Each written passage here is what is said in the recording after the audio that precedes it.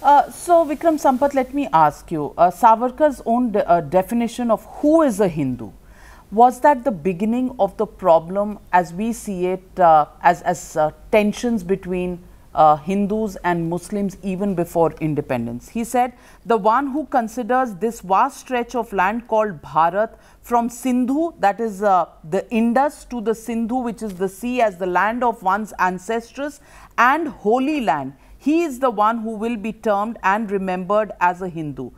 Do you think this excludes, because he calls it the Holy Land, what happens to the Muslims, the Christians, the Parsis and the Jews who were still in India at that point in time? Does it have an exclusionist reference of Hindutva, definition of Hindu and Hindustan as it was called earlier? The treatise Hindutva too, I think it's very important to understand the context in which he made, this formula of, who a Hindu is. And it was in the backdrop of the Khilafat movement where, Gandhiji had for the first time, in my view, a very, very pernicious way to bring religion into politics, where, the Muslims of India were being mobilized on a communal issue of re-establishment of the caliphate in Turkey.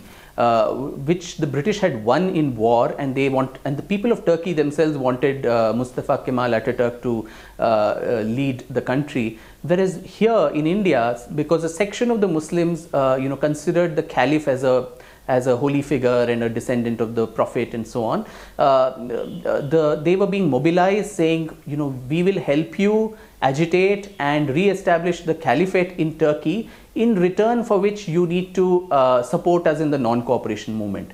And in fact, historian R.C. Majumdar mentions that by doing this, Gandhi probably somewhere tacitly himself said that the Muslims did not belong to this country but to some other country. Why should the concerns of a country which was so far away from India, why should that matter to us at a time when we were a slave nation, we were fighting for our independence? So we don't have to put a premium for somebody's support to our, to their participation in the emancipation of this country. And in that context is where Savarkar coined this Punya Bhu and Pitru Bhu, the land of the ancestors, and also Punya Bhu, the holy land. Of course, it has connotations of, where all your holy places are, but it's also, he mentions it's not linked to religion. Right at the beginning of the treatise, he says Hindutva has nothing to do with the theological constructs of Hinduism as a religion. So holy here meant your devotion, your allegiance to the nation, and not extraterritorial, concerns or allegiances, which was very harmful and detrimental to national sovereignty at that time. And we were seeing the the separatist tendencies that were there, and the eventual vivisection of the country on religious lines. In that same treatise, he also mentions, what do we do with people like, say, Sister Nivedita or, Annie Besant, it was not their ancestral land, it was not their Pitrubhu, but then he says they were still going to be considered as Hindus because they did a lot more for this country than indigenous Indians did. So that made it very clear that the holiness did not come from religion, but the work one did, the patriotic feelings one had for this landmass, and did not base one's actions in this country and tie it up to some other country, extra political thing, the larger Ummah, about which even Dr. Ambedkar, cautions, saying this larger universal brotherhood and so on, that inherently creates a tendency of separatism and two nations. And so that was what so are you saying Savarkar was misunderstood? Are you saying Savarkar was misunderstood and seen as a divisive figure which kept Muslims as a completely different entity, because their place of worship, their main place of worship is outside of the so-called holy land that he described as Bharat, and the Christians who also, have their holy land outside of India. Do you think even the fact that he described who a Hindu is and includes Annie Besant in it and Sister Nivedita in it, people have deliberately tried to attach a whole lot of conspiracy theories to what Savarkar's view was? And who did that?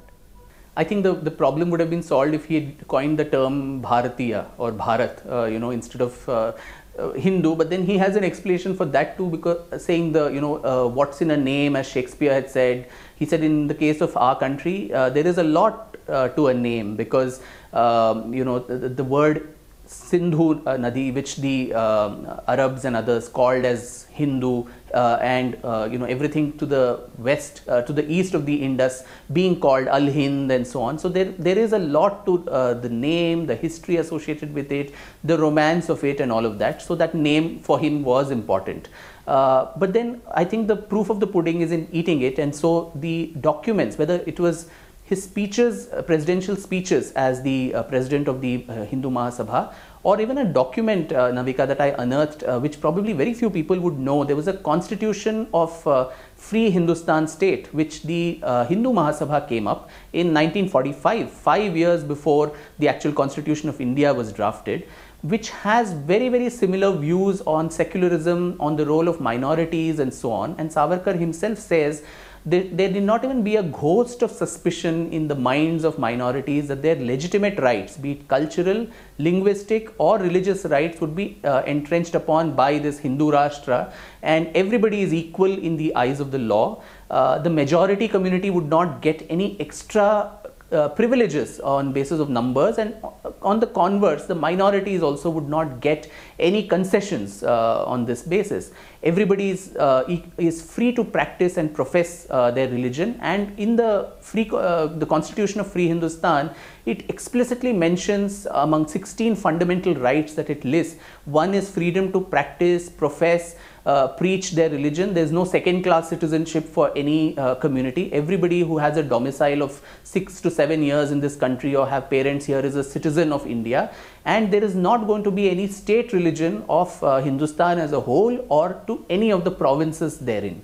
So I think these policy documents, these statements, public statements in positions of authority that he was as the president of the Hindu Mahasabha, and their own document, I think that says it all about what the policy of the the alleged ultra right party of India was. It was of a secular nation where everybody was truly equal, and the majority community is not going to get the short end of the stick as it is now in terms of temples being controlled by the government, or the stepmotherly treatment that is allegedly given to members of the majority. So everybody being equal in the eyes of the law is the true sense of secularism by the mention of the word.